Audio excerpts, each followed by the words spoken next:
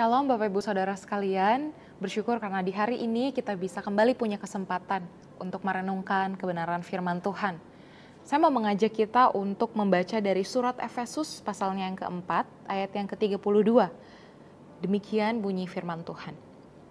Tetapi hendaklah kamu ramah seorang terhadap yang lain, penuh kasih mesra dan saling mengampuni, sebagaimana Allah di dalam Kristus telah mengampuni kamu.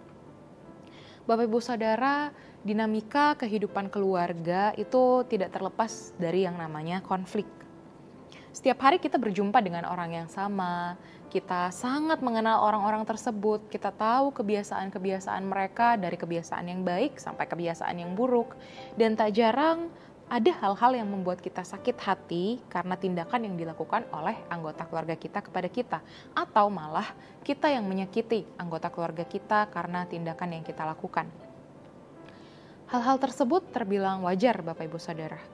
Karena sebagai manusia kita masih rentan untuk berbuat dosa. Namun meski demikian firman Tuhan kita di hari ini mengingatkan kita untuk bersikap ramah, penuh kasih, dan bahkan saling mengampuni sebagaimana Allah telah mengampuni kita.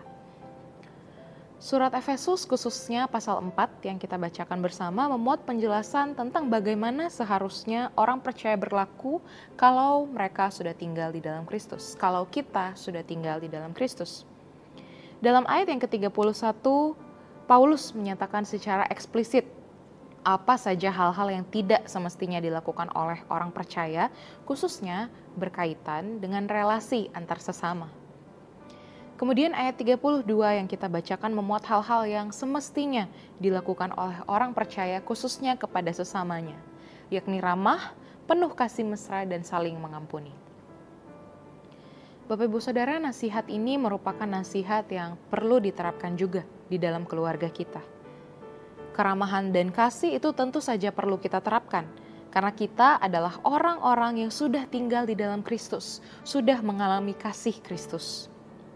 Walaupun memang, seperti yang sudah saya singgung di bagian awal, tentu saja sesama anggota keluarga ada kalanya saling menyakiti.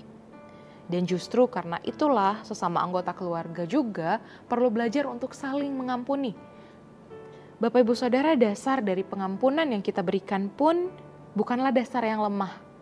Karena dasar pengampunan kita adalah perbuatan Allah sendiri yang sudah terlebih dahulu mengampuni kita. Bapak Ibu Saudara, kiranya firman Tuhan ini dapat terus kita ingat dan lakukan. Kiranya Tuhan yang menolong kita melakukan kehendaknya ini secara khusus dalam keluarga kita masing-masing. Amin.